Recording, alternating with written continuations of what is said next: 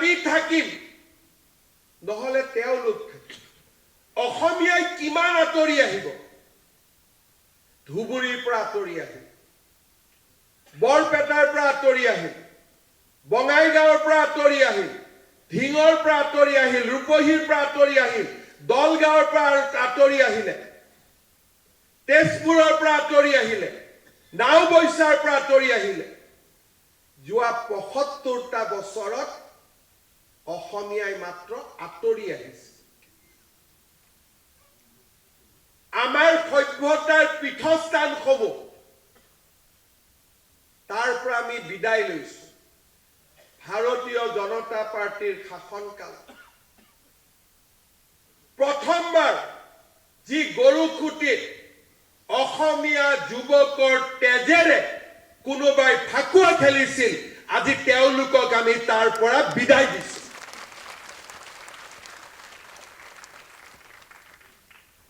এই সফলতা হয়তো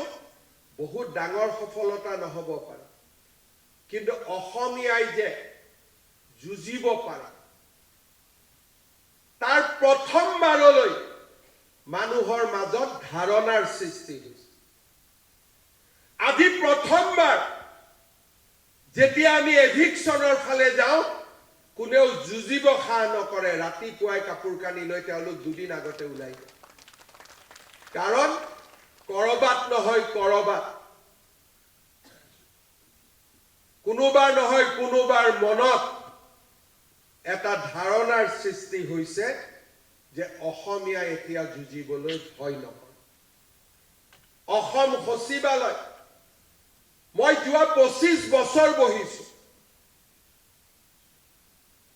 ২০১৪ চনলৈকে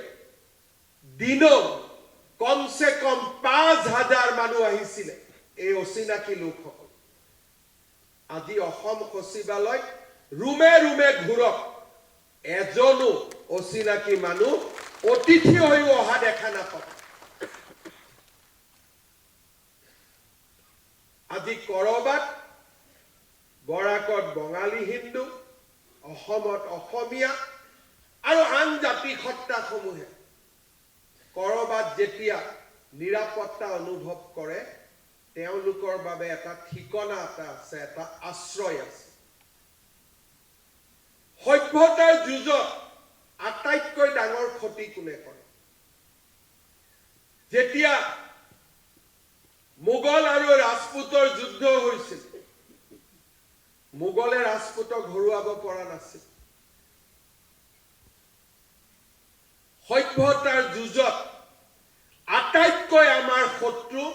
আমাৰ ভিতৰতে উৎপন্ন হয় বাহিৰত উৎপন্ন নহয় ভাৰতৰ ইতিহাস আমি চাব পাৰো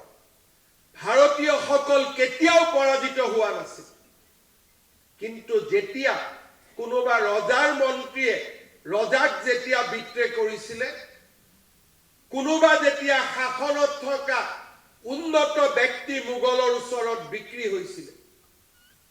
তেতিয়াই ভাৰতীয় শাসনৰ অৱসান ঘটিছিল তেওঁলোকৰ লক্ষ্য কি তেওঁলোকক অসমখন লাগে আজি ৪৮টা সিট বিচাৰিছে কালি ৫০টা বিচাৰিছে তেওঁলোক দেখা সত্য কিন্তু আমাৰ মাজৰ এছামে কি বিচাৰিছে বঙালী বেলেগ হিন্দীভাষী বেলেগ অসমীয়া বেলেগ দুদিন পিছত কামৰূপীয়া বেলেগ নলবাৰীয়া বেলেগ উত্তৰ অসম বেলেগ নামনি অসম বেলেগ বৰাক উপত্যকা বেলেগ আমি যেতিয়া জাতিটোক ৰামধেনু সদৃশ আমি যুঁজিবৰ কাৰণে প্ৰস্তুত কৰিছো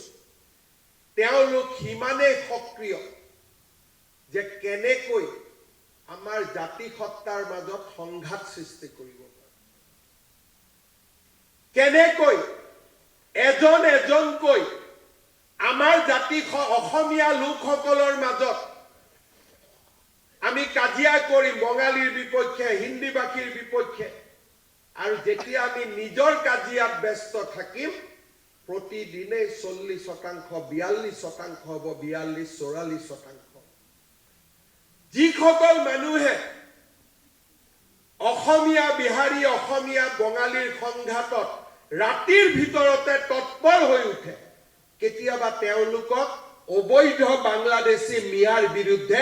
এষাৰ মাত মতাও কোনোবাই দেখিছে নেকি? আজি জাতিটোক ভিতৰৰ পৰা দুৰ্বল কৰা, অসমীয়াৰ আবেগক ব্যৱহাৰ কৰি সভ্যতাৰ যুঁজত আমাক পৰাজিত কৰাৰ নিকৃষ্ট ষড়যন্ত্ৰ চলিছে।